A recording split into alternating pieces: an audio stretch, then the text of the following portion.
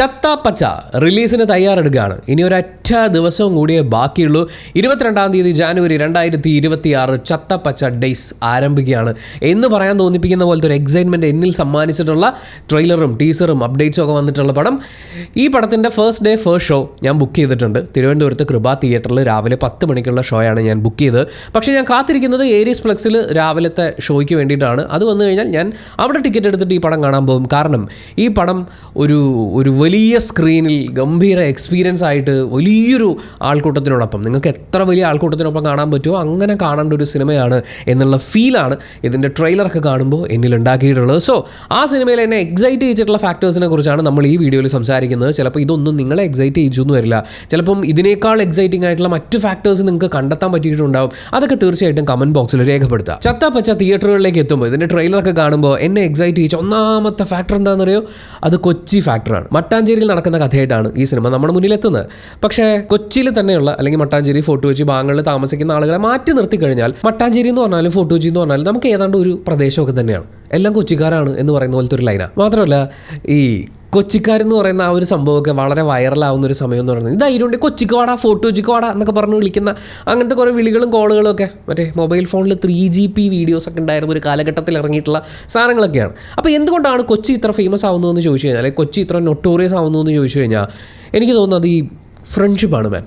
അതാണ് മെയിൻ പ്രശ്നം. മച്ചാനൊരു സീനുണ്ട്, നീ ഒന്ന് വരുമോ എന്ന് ചോദിച്ചു കഴിഞ്ഞാൽ നമ്മുടെ പിള്ളേർ വരും. പക്ഷേ ഈ റെഡിയായിട്ട് വന്നവൻ അറിയില്ല മച്ചാനാണോ പ്രശ്നം അതോ മച്ചാൻ വേറെ ആരുടെയെങ്കിലും പ്രശ്നത്തിൽ ഇടപെട്ടിട്ട് പ്രശ്നത്തിലായതാണോ എന്ന്. ഇവിടെ ചോദ്യം പറച്ചിലൊന്നുമില്ല. മച്ചാനൊരു സീനുണ്ട്, വന്നോ എന്ന് പറഞ്ഞു കഴിഞ്ഞാൽ എന്താടാ സീൻ എന്ന് ചിലപ്പോൾ ചോദിച്ചേക്കാം. പക്ഷേ ആർക്ക് വേണ്ടിയാടാ, എന്തിനു വേണ്ടിയിട്ടാടാ, ഞാൻ വരേണ്ട കാര്യമുണ്ടോ എന്ന് പറയുന്ന മറുചോദ്യങ്ങളൊന്നുമില്ല. അവിടെ ഫ്രണ്ട്ഷിപ്പാണ്. മച്ചാൻ വിളിച്ച് ഞാൻ പോകും, എന്ത് സീനാണെങ്കിലും നമ്മൾ ഫേസ് ചെയ്യും എന്ന് പറയുന്ന പോലത്തെ ഒരു സാധനമുണ്ട്. ആ ഫ്രണ്ട്ഷിപ്പിൻ്റെ പേരിൽ തന്നെയാണ് ഇവരൊക്കെ പ്രശ്നത്തിലാവുന്നത്. നമ്മൾ ചോട്ടാ മുംബൈ സിനിമ കണ്ടു കഴിഞ്ഞപ്പോൾ അതിനകത്തെ ലാലേട്ടൻ ചെയ്തിട്ടുള്ള ക്യാരക്ടറില്ലേ, അങ്ങനത്തെ ഒരുപാട് ക്യാരക്ടേഴ്സിനെ നമുക്ക് കൊച്ചിയിൽ ഇറങ്ങി നടന്നാൽ കാണാൻ പറ്റും. കൊച്ചിയിൽ മാത്രമല്ല മറ്റു നാടുകളിലും ഉണ്ടാകും. പക്ഷേ ഈ സൗഹൃദത്തിനെ ഭയങ്കരമായിട്ട് സെലിബ്രേറ്റ് ചെയ്യുന്ന ഒരു കൾച്ചർ എനിക്ക് കൊച്ചിയിൽ ഫീൽ ചെയ്തിട്ടുണ്ട്. ഞാൻ എൻ്റെ 4ാം ക്ലാസ് മുതൽ എറണാകുളത്താണ്. അപ്പോൾ പല പ്രദേശങ്ങളിൽ നിന്ന് എറണാകുളത്തിൻ്റെ വിവിധ ഭാഗങ്ങളിൽ നിന്ന് വരുന്ന ആളുകൾ എൻ്റെ സുഹൃത്തുക്കളായിട്ടുണ്ട്. കൊച്ചിയിൽ കിട്ടുന്നൊരു വൈബുണ്ട് മാൻ. ഞാൻ ന്യൂ ഇയറിൻ്റെ സമയത്തൊക്കെ അവിടെ ഫോർട്ട് കൊച്ചിയിൽ നമ്മുടെ ഫ്രണ്ട് ഉണ്ട് ജോബ്സൺ, അവൻ്റെ വീട്ടിൽ പോയി അവിടെ ന്യൂ ഇയറിൻ്റെ തലേന്നുള്ള പരിപാടികളൊക്കെ ആയിട്ട് നമ്മളിങ്ങനെ പുറത്തോട്ടിറങ്ങി നടക്കുമ്പോഴേ പല ഇടവഴികളിലുള്ള ആൾക്കാർ എന്താണ് ബ്രോ മച്ചാനെ എന്നൊക്കെ പറഞ്ഞൊരു വിളി പരിപാടിയൊക്കെ ഉണ്ടാവും. അവിടെ എല്ലാവരും നമ്മുടെ ഫ്രണ്ട്സാണ്. ഞാൻ ജോബ്സൻ്റെ ഫ്രണ്ടാണെന്ന് പറഞ്ഞാൽ പിന്നെ ഞാൻ അവരുടെ ഫ്രണ്ടാണ്. പിന്നെ അവിടെ ചോദിക്കലും പറച്ചിലൊന്നുമില്ല. അതിൽ ഒരു സൗഹൃദത്തിൻ്റെ എലമെൻ്റ് ഉണ്ട്. കൊച്ചി ബേസ് ചെയ്ത് വന്നിട്ടുള്ള എല്ലാ സിനിമകളിലും നമുക്കതിൻ്റെ ഫീൽ കിട്ടും. ചോട്ടാ മുംബൈ ഞാൻ നേരത്തെ ഉദാഹരണം പറഞ്ഞതുപോലെ ചത്താപ്പച്ചയിലും അവർ പറയാൻ ഉദ്ദേശിക്കുന്ന കഥ ഒരു ഫ്രണ്ട്ഷിപ്പിൻ്റെ കഥയാണെന്നുള്ളത് ട്രെയിലറും പാട്ടുകളൊക്കെ കാണുമ്പോൾ മനസ്സിലാവുന്നുണ്ട്. 3 സുഹൃത്തുക്കൾ അവർ കുട്ടിക്കാലം മുതൽ തന്നെ ബോക്സിംഗ് പഠിച്ചിട്ടുള്ള ആളുകളാണ്. ബോക്സിംഗ് ആണോ ഗുസ്തിയാണോ എന്ന് കൃത്യമായിട്ടുള്ളത് നമുക്ക് സിനിമ കണ്ടാലേ അറിയുള്ളൂ. റാഫി അവതരിപ്പിക്കുന്ന ക്യാരക്ടറാണ് അവരുടെ ഗുരു എന്നുള്ളതാണ് എനിക്ക് ട്രെയിലർ കാണുമ്പോൾ മനസ്സിലാവുന്നത്. ഞാൻ എന്തായാലും കഥ ഞാൻ മനസ്സിലാക്കിയതിനെക്കുറിച്ച് ഇപ്പോൾ പറയുന്നില്ല. വീഡിയോയുടെ അവസാനം കുറച്ച് സ്പോയിലേഴ്സ് ചേർത്ത്, സ്പോയിലറല്ല എൻ്റെ പ്രതീക്ഷകളാണ്, പക്ഷേ എല്ലാവർക്കും അത്രയൊന്നും കേൾക്കണമെന്ന് ആഗ്രഹം ഉണ്ടാവില്ല. അതുകൊണ്ട് ഞാൻ ലാസ്റ്റിലേക്ക് വെക്കുന്നുണ്ട്.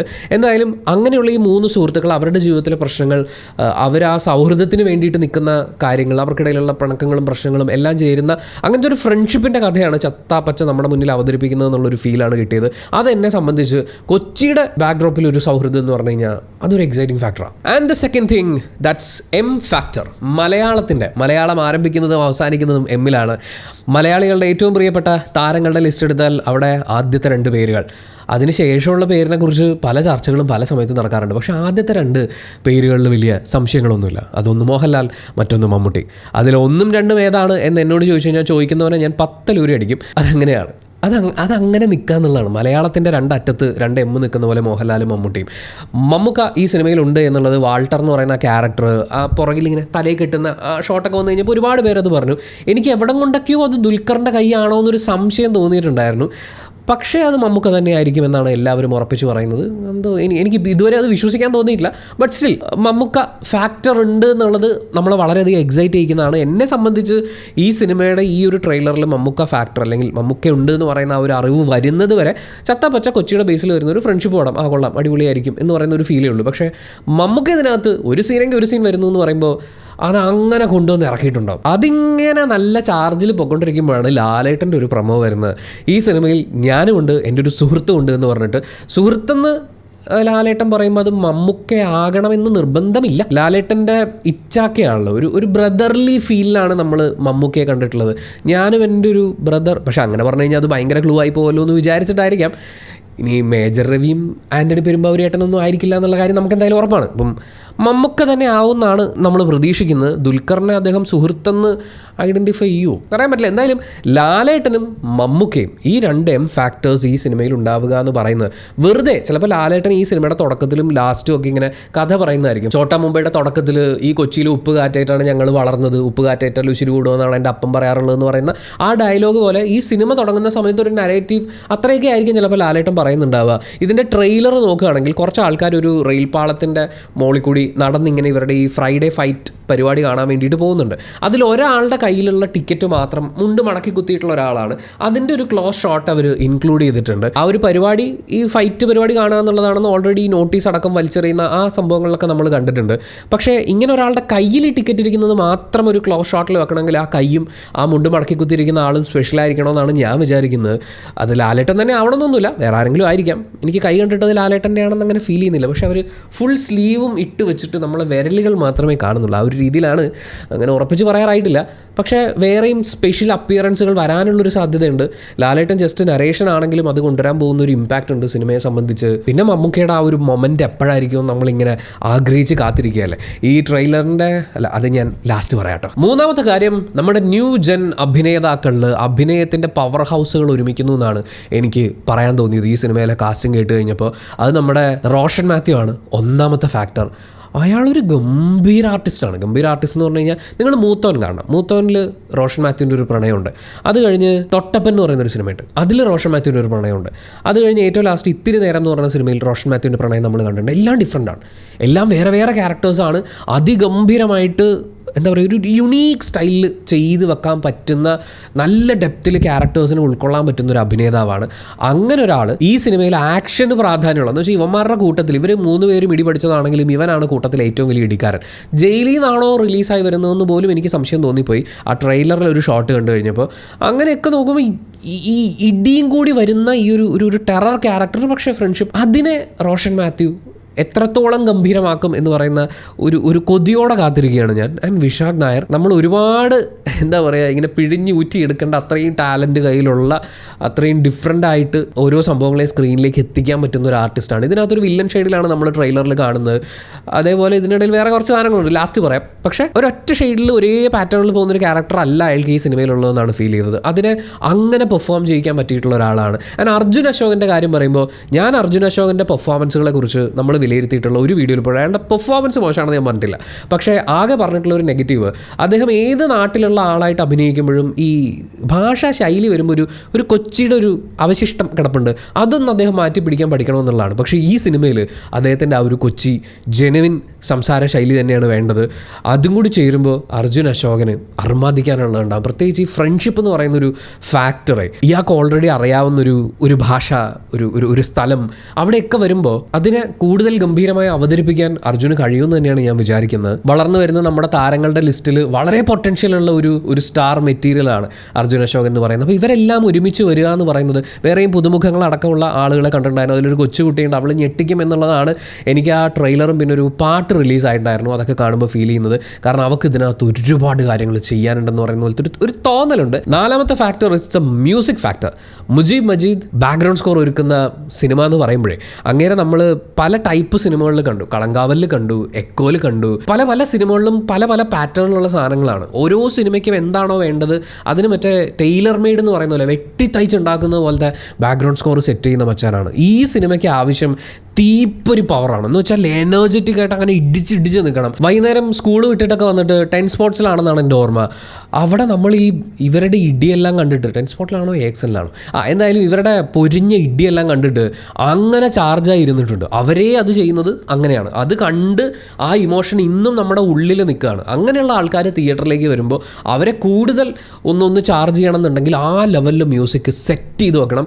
അതിന് നല്ല കഴിവുള്ള ആൾ തന്നെയാണ് നമ്മുടെ മുജീബ് മജീദ്. അതങ്ങനെ തെളിയിച്ചിട്ടുള്ളതാണ്. അയാൾ ഈ സിനിമയിൽ എന്ത് മാജിക്കാണ് കാണിച്ചു വെച്ചിരിക്കുന്നതെന്ന് അറിയാനുള്ള കൊതിയോടുകൂടി കാത്തിരിക്കുന്നു. ആൻഡ് ശങ്കർ എഹ്സാൻ ലോയാണ് ഈ സിനിമയിലെ പാട്ടുകൾ ചെയ്തിട്ടുള്ളത്. ഞാൻ ഓരോ പാട്ടുകളും കേട്ട് നോക്കി, എല്ലാം ഒന്നിനൊന്ന് മെച്ചം എന്ന് പറയുന്ന പോലെ ഭയങ്കര രസമുള്ള ഒരു ഡിഫറെൻറ്റ് ഫീലുള്ള, നമ്മൾ മലയാളത്തിൽ ഈ അടുത്ത കാലങ്ങളിലൊക്കെ കേട്ടിട്ടുള്ള പാട്ടുകളിൽ നിന്ന് കുറച്ച് ഡിഫറെൻ്റ് ആയിട്ടുള്ള ഒരു ഫീലുണ്ട്, ഒരു ടെക്സ്ചർ ഉണ്ട്. വേണമെങ്കിൽ കുറച്ചും കൂടി ഇൻസ്ട്രുമെൻറ്റ്സ് ഇട്ട് ഇങ്ങനെ ജും എന്ന് പെരുപ്പിച്ച് വെക്കാലോ എന്ന് തോന്നിപ്പിച്ച പാട്ടുകളും ഉണ്ട്. പക്ഷേ അത് അതിൻ്റെ ഒരു കറക്റ്റ് സ്കെയിലിൽ ഭയങ്കര രസമായിട്ടാണ് പോകുന്നത്. ആൻഡ് ഈ പറയുന്ന ഇമോഷൻ നമുക്ക് കിട്ടുന്നുണ്ട്. അങ്ങനെ ഈ പാട്ടുകളും ബാക്ക്ഗ്രൗണ്ട് സ്കോറും ചേരുന്ന ഇതിൻ്റെ മ്യൂസിക് ഡിപ്പാർട്ട്മെൻറ്റ് ഒരു എക്സൈറ്റിംഗ് ഫാക്ടറാണ്. ആൻഡ് ദ മോസ്റ്റ് ഇമ്പോർട്ടൻറ്റ് പരിപാടി ഇസ് ഇഡി, WWE. അതിൻ്റെ ഫീല് ഇവർ സ്ക്രീനിൽ കൊണ്ടുവരണമെന്നുണ്ടെങ്കിൽ ഏതൊക്കെ ഡിപ്പാർട്ട്മെൻറ്റുകൾ വർക്ക് ചെയ്യണമെന്ന് ആലോചിച്ച് ഇവർ കോസ്റ്റ്യൂം ഇട്ടിട്ടുള്ള ബോക്സിംഗ് എന്നാണ് പറഞ്ഞിട്ടുള്ളത്. അതിൽ നമ്മൾ കാണുന്നത് മുഴുവൻ WWE റെഫറൻസുകളൊക്കെ വെച്ചിട്ടുള്ള സാധനങ്ങളാണ്. അപ്പോൾ ഇതിൻ്റെ കോസ്റ്റ്യൂംസ് അത്രയും ഇമ്പോർട്ടൻ്റ് ആയിട്ടുള്ളൊരു കാര്യമാണ്. 2 സിനിമകളുടെ പേര് പറയും, ഒന്ന് ബ്രഹ്മയുഗം, മറ്റൊന്ന് ലോക. ഇതിൻ്റെയൊക്കെ കോസ്റ്റ്യൂം ചെയ്തിട്ടുള്ള മെൽവി ജയാണ് ഈ സിനിമയ്ക്കും കോസ്റ്റ്യൂംസ് ചെയ്തിട്ടുള്ളത്. അതിൻ്റെ ക്വാളിറ്റി നമ്മൾ ട്രെയിലർ കാണുമ്പോണ്ട്. എന്ന് വെച്ചാൽ ഈ സിനിമയുടെ വിഷ്വൽ ഫാക്ടർ, പ്രത്യേകിച്ച് ഈ ഫൈറ്റ് സീക്വൻസുകൾ വേറെ ലെവലിലാണ് ഫീൽ ചെയ്യുന്നത്. അതിൽ കോസ്റ്റ്യൂംസിൻ്റെ ഒരു കോൺട്രിബ്യൂഷൻ, പിന്നെ മേക്കപ്പ്, റോണക് സേവിയറാണ് അത് ചെയ്തിട്ടുള്ളത്. ആർട്ട് അല്ലെങ്കിൽ ഈ സിനിമയുടെ സെറ്റ് ചെയ്തിരിക്കുന്നത് സുനിൽ ദാസ് ആണ്. ബോക്സിംഗ് റിങ്, പിന്നെ ഇവർ മറ്റേ ഏണിയൊക്കെ വെച്ചിട്ട് മോളിൽ നിന്ന് ചാടുന്ന സാധനങ്ങളും അവിടെയൊക്കെ കൊണ്ടുവന്നിട്ടുള്ളൊരു ഒരു വോ ഫാക്ടർ എന്നാണ് ഞാൻ അതിനെ പറയാം. അതിൻ്റെ പെർഫെക്ഷൻ അല്ല, അതിൻ്റെ ഒരു വോ ഫാക്ടർ അത് ഭയങ്കരമായിരുന്നു ട്രെയിലർ കാണുമ്പോൾ. അത് അങ്ങനെ ചെയ്ത് വന്നതിൻ്റെ ഒരു ചാർജാണ് സിനിമയുടെ first day first show ticket എന്നെ കൊണ്ട് ബുക്ക് ചെയ്യിക്കുന്നത്. DOP ആനന്ദ് സി ചന്ദ്രനാണ്, എഡിറ്റർ പ്രവീൺ പ്രഭാകറാണ്. അതിൻ്റെ ഒരു ഫ്രെയിം നോക്കിയോ, നിങ്ങൾ ആക്ഷൻ സീക്വൻസുകളിൽ അവർ ക്യാമറ വെച്ചിരിക്കുന്നതൊക്കെ നോക്കിയോ, ശരിക്കും WWE അതേ സാധനങ്ങൾ നമ്മൾ കാണുന്ന പോലെ, അല്ലെങ്കിൽ അതിൻ്റെ ഒരു ഭയങ്കര രസമുള്ള വേർഷൻ, ഈ പറയുന്ന നൊസ്റ്റാൾജിയ നമുക്ക് ഫീൽ ചെയ്യണം. അതിൻ്റെ കൂടെ തന്നെ ഈ ഫൈറ്റിൻ്റെ ഒരു പഞ്ച് നമുക്ക് കിട്ടണം. അതൊക്കെയും കിട്ടുന്ന പോലെ ഗംഭീരമായിട്ട് ക്യാപ്ചർ ചെയ്തിരിക്കുന്നു, ഗംഭീരമായിട്ട് പ്ലേസ് ചെയ്തിരിക്കുന്നു. വിശ്വ VFX ആണ് ഇതിൻ്റെ VFX ചെയ്തിരിക്കുന്നത്. അതിന് ഈ സിനിമയിൽ വളരെയധികം പ്രാധാന്യമുണ്ട്. ഇത്രയും വലിയ ഹൈറ്റിൽ നിന്നൊക്കെ ചാടുക ഇടിക്കുക എന്നൊക്കെ പറയുമ്പോൾ അവരെന്തായാലും സേഫ്റ്റി മെത്തേഡ്സും കാര്യങ്ങളൊക്കെ യൂസ് ചെയ്തിട്ടുണ്ടാവും. എന്നാൽ അതേസമയം നമ്മളിത് കാണുമ്പോൾ നമുക്ക് ആ ഒറിജിനാലിറ്റി എത്രത്തോളം ഫീൽ ചെയ്യുന്നു അത്രത്തോളം നമുക്കിതൊരു അനുഭവമായിരിക്കും. അതിൽ VFXന് വലിയ പങ്കുണ്ട്. കളറിസ്റ്റ് ശ്രീക് വാര്യർ ആണ്. ആൻഡ് ഇതിൻ്റെ ഏറ്റവും പ്രധാനപ്പെട്ട കാര്യം ഇതിൻ്റെ സ്റ്റൺസ് ആണ്. കലൈ കിങ്സൺ ആണ് അത് ചെയ്തിട്ടുള്ളത്. അങ്ങനെ ഈ WWE ഒക്കെ കണ്ടു വളർന്നിട്ടുള്ള നമ്മുടെയൊക്കെ ഒരു നൊസ്റ്റാൾജിക് ഫാക്ടറിനെയൊക്കെ ഭയങ്കരമായിട്ട് ഹുക്ക് ചെയ്തിട്ടുള്ള ഒരു ട്രെയിലറും ടീസറും ഒക്കെയാണ് ഇറക്കിയത് ഈ പടത്തിന് അവർ. സനൂപ് തൈക്കുടത്തിൻ്റെ സ്ക്രിപ്റ്റാണ്, അദ്വൈത് നായരാണ് ഡയറക്റ്റ് ചെയ്യുന്നത്. തീർച്ചയായും ഈ പറയുന്ന എല്ലാ ഫാക്ടേഴ്സും കൊണ്ട് ഞാൻ വളരെയധികം എക്സൈറ്റഡ് ആയിട്ട് കാത്തിരിക്കുന്ന ഒരു സിനിമയാണ് ചത്തപ്പച്ച. ഇനി ഇതിൻ്റെ ട്രെയിലറിലൂടെയും പാട്ടുകളിലൂടെയും കടന്നു പോയപ്പോൾ എനിക്ക് ഫീൽ ചെയ്തിട്ടുള്ള ഒരു കൊച്ചു കഥയുണ്ട്. ആ കഥ നമ്മൾ ഈ വീഡിയോയുടെ ഇനി തുടർന്ന് അങ്ങോട്ട് പറയാമെന്നാണ് വിചാരിക്കുന്നത്. അപ്പോൾ ഒരു സ്പോയിലറും അല്ലെങ്കിൽ ഒരു എക്സ്പെക്റ്റേഷൻസും ഇല്ലാതെ തിയേറ്ററിൽ പോയി സിനിമ കാണണം എന്ന് ആഗ്രഹിക്കുന്ന ഒരാളാണ് നിങ്ങളെങ്കിൽ ഈ പാർട്ട് നിങ്ങൾക്ക് സ്കിപ്പ് ചെയ്യാവുന്നതാണ്. വീഡിയോ ഇവിടെ വെച്ച് അവസാനിപ്പിക്കാം. Thank you so much for watching this video ഇവിടം വരെ. ആൻഡ് വീഡിയോ ഇഷ്ടപ്പെട്ടാൽ ലൈക്ക് ചെയ്യുക, കമൻറ്റ് ചെയ്യുക, ഷെയർ ചെയ്യുക, സബ്സ്ക്രൈബ് ചെയ്യുന്ന കാര്യവും ഹൈപ്പ് ചെയ്യുന്ന കാര്യവും പരിഗണിക്കുക. ഇതിൻ്റെ ട്രെയിലറിലൂടെ കടന്നു പോകുന്ന സമയത്ത് റാഫി അവതരിപ്പിക്കുന്ന ക്യാരക്ടർ, ഇവർ 3 പേര്, ഈ നമ്മുടെ നായകന്മാർ അർജുൻ അശോകൻ, റോഷൻ മാത്യു, ഇഷാൻ ഷൗക്കത്ത്, ഇവരെ ഗുസ്തി പഠിപ്പിച്ചിട്ടുള്ള ആളാണ്. ബോക്സിംഗ് പഠിപ്പിച്ചിട്ടുള്ള ആളാണ്. അതെന്താണെന്നുള്ളത് സിനിമ കണ്ടു കഴിഞ്ഞാലേ കറക്റ്റ് അറിയുള്ളൂ. പക്ഷേ ഇവർ കുഞ്ഞുങ്ങളായിരിക്കുന്ന സമയത്തും റാഫി അവിടെ ഇരിക്കുന്നതും ഇവർ ട്രെയിൻ ചെയ്യുന്നതും നമ്മൾ കാണുന്നുണ്ട്. വേറെയും കുട്ടികൾ അവിടെ ഇരിപ്പുണ്ട്. അപ്പോൾ വലിയ ഫീസൊന്നും വാങ്ങിക്കാതെ തനിക്കറിയാവുന്ന ഒരു ആർട്ട്, ഒരു പക്ഷേ മട്ടാഞ്ചേരിയുടെ ആത്മാവായി മാറിയിരുന്ന ഗുസ്തി അതറിയാവുന്ന ഒരാൾ കൊച്ചുകുട്ടികൾക്ക് വലിയ പൈസയൊന്നും വാങ്ങാതെ പഠിപ്പിച്ചു കൊടുക്കുന്നു എന്ന് പറയുന്ന ഒരു രീതിയിലായിരിക്കാം. പിന്നീട് അവർ വളർന്നു വരുന്ന ആ ഒരു ഘട്ടത്തിനെക്കുറിച്ചൊക്കെ ഉള്ളൊരു പാട്ട് അവർ റിലീസ് ചെയ്തിട്ടുള്ളതിൽ കാറ്റിനെ പോലെ വേഗമുള്ള, എത്ര ഇടി കിട്ടിയാലും തളരാത്ത, അങ്ങനെ കരുത്തന്മാരായിട്ടുള്ള ആളുകളായിട്ടാണ് അവതരിപ്പിക്കുന്നത്. അപ്പോൾ അവരങ്ങനെ കൊണ്ടും കൊടുത്തും വളരുന്നു. പക്ഷേ ഈ 3 സുഹൃത്തുക്കൾ 3 വഴിയിൽ പിരിയുന്നതായിട്ട് എനിക്ക് തോന്നി. ഇതിൽ റോഷൻ അവതരിപ്പിക്കുന്ന ക്യാരക്ടർ, അവൻ കുറച്ച് നാൾ നാട്ടിലില്ല. ഇവർ ഈ ബോക്സിംഗ് റിംഗ് പരിപാടിയൊക്കെ ആരംഭിക്കുന്നതിന് മുമ്പ് അവൻ ആ നാട്ടിലില്ല. ഇടിയുടെ സീസൺ കുറച്ച് അങ്ങോട്ട് മുന്നോട്ട് പോകുമ്പോഴാണ് റോഷൻ വരുന്നത്. റോഷനെ അവർ ഇൻവൈറ്റ് ചെയ്യുന്നുണ്ട്. റോഷൻ അതിൽ താല്പര്യമില്ല. കുഞ്ഞിൻ്റെ ഒപ്പം കുറച്ച് നാൾ നിൽക്കാനാണ് ഞാൻ വന്നത് എന്ന് അയാൾ പറയുമ്പോൾ ഒന്നെങ്കിൽ അയാൾ ജയിലിലായിരുന്നിരിക്കണം, അതല്ലെങ്കിൽ അയാൾ എന്തെങ്കിലും ഒരു ജോലിയായിട്ട് കുറച്ച് ദൂരെയുള്ള എവിടെയെങ്കിലും കുറച്ച് കഷ്ടപ്പാടുള്ളൊരു ജോലിക്ക് തന്നെ ആയിരിക്കും പോയിട്ടുണ്ടാവുക. എന്തായാലും അയാൾ തിരിച്ചു വരുന്നു. പക്ഷേ ഇവരുടെയൊക്കെ ഒരു നിർബന്ധത്തിൻ്റെയൊക്കെ ഭാഗമായിട്ട് അയാളും ഇവരുടെ ഒപ്പം ചേരുന്നു. പിന്നെ ഇഷാൻ ഷൗക്കത്ത് അവതരിപ്പിക്കുന്ന കഥാപാത്രം, അയാൾ നമ്മൾ ഈ 3-4 സുഹൃത്തുക്കളൊക്കെ ഉണ്ടാവുമ്പോഴേ കൂട്ടത്തിൽ ഒരാൾ കുറച്ച് റിച്ച് ആംബിയൻസിൽ നിന്ന് വരിക എന്ന് പറയുന്ന പോലെ ഒരു പക്ഷേ അവൻ പുറത്തെവിടെയായിരുന്നു, ചിലപ്പോൾ പഠിക്കാൻ പോയതായിരിക്കാം, ചിലപ്പോൾ ജോലിക്കായിട്ട് പോയതായിരിക്കാം. എന്തായാലും അയാൾ തിരിച്ചു വരുന്നു. ഈ റോഷൻ മാത്യുവിൻ്റെ ക്യാരക്ടർ നാട്ടിലില്ലാത്ത സമയത്ത് അവൻ്റെ മോളുമായിട്ട് ഏറ്റവും കൂടുതൽ സമയം സ്പെൻഡ് ചെയ്യുന്ന അർജുൻ അശോകൻ്റെ ക്യാരക്ടറാണെന്ന് തോന്നുന്നു. അതിനി അർജുൻ അശോകൻ്റെ മോളുടെ ക്യാരക്ടറാണോ എന്നും അറിയില്ല. പക്ഷേ എനിക്ക് ഈ കൂട്ടുകാരൻ്റെ മോള്, കൂട്ടുകാരൻ്റെ കൊച്ചെന്നൊക്കെ പറയുന്നത് അത് നമുക്ക് ഭയങ്കര ഒരു ഇമോഷണലി കണക്റ്റ് ഉള്ളൊരു കാര്യമാണ്. അങ്ങനെ ഒരു പ്ലേസ് ചെയ്യാൻ സാധ്യതയുണ്ടെന്നാണ് തോന്നുന്നത്. ഇഷാൻ്റെ ക്യാരക്ടർ തിരിച്ച് കൊച്ചിയിൽ വന്നതിന് ശേഷം എന്തെങ്കിലുമൊക്കെ പരിപാടി പിടിക്കണം, നമുക്ക് എന്തെങ്കിലും ചെയ്യണം എന്നൊക്കെ പറഞ്ഞ് ഇവർ ആലോചിച്ചിരിക്കുന്ന സമയത്ത് ഒരു അടി ഉണ്ടാവുന്നുണ്ട്. നമ്മുടെ അർജുൻ അശോകൻ്റെ ക്യാരക്ടറും മറ്റേ ബിഗ് ഷോനെ പോലെ ഡ്രസ്സ് ചെയ്തിട്ടുള്ള മച്ചാനില്ലേ, പുള്ളിയും തമ്മിലുള്ളൊരു ഫൈറ്റ് കടപ്പുറത്ത് വെച്ച് നടക്കുന്നുണ്ട്. ഒരുപാട് ആളുകൾ ചുറ്റും നോക്കി നിൽക്കുന്ന സമയത്താണ് പുള്ളി ഇങ്ങനൊരു ഇടി ഇടിച്ചിട്ട് നമ്മുടെ അർജുൻ അശോകനെ ഇടിച്ച് പറപ്പിക്കുന്നത്. അത് ഒരുപാട് പേര് ഫോണിലൊക്കെ ഷൂട്ട് ചെയ്യുന്നുണ്ട്. മിക്കവാറും അങ്ങനെ ഒരു ഇടി നടന്നു കഴിയുമ്പോൾ അതിൻ്റെ റീലും കാര്യങ്ങളൊക്കെ ഒന്ന് വൈറലാവും. ഇവർ കൂട്ടുകാർ തന്നെയാണ്, അങ്ങോട്ടും ഇങ്ങോട്ടും ഒരു ദേഷ്യപ്പുറത്ത് നേരത്തെ ഒരു ദേഷ്യത്തിൻ്റെ പുറത്തൊരു അടി ഉണ്ടായതായിരിക്കാം, അത് വൈറലായി. അപ്പോൾ ഇവർക്കിടയിൽ ഒരു ഐഡിയ വരുന്നു. പണ്ട് വാൾട്രാഷൻ തുടങ്ങണമെന്ന് പറഞ്ഞു വെച്ചിരുന്നൊരു ഐഡിയ ഉണ്ടായിരുന്നില്ല. അതായത് കോസ്റ്റ്യൂംസ് ഇട്ടിട്ട് നമ്മൾ ഫൈറ്റിന് ഇറങ്ങുക, ബോക്സിങ്ങിന് ഇറങ്ങുക എന്ന് പറയുന്ന ഒരു പരിപാടി, അത് നമുക്ക് ഇവിടെ ഇറക്കിയാലോ എന്ന് പറയുന്ന ഒരു ആശയം അവർക്കിടയിൽ വരുന്നു.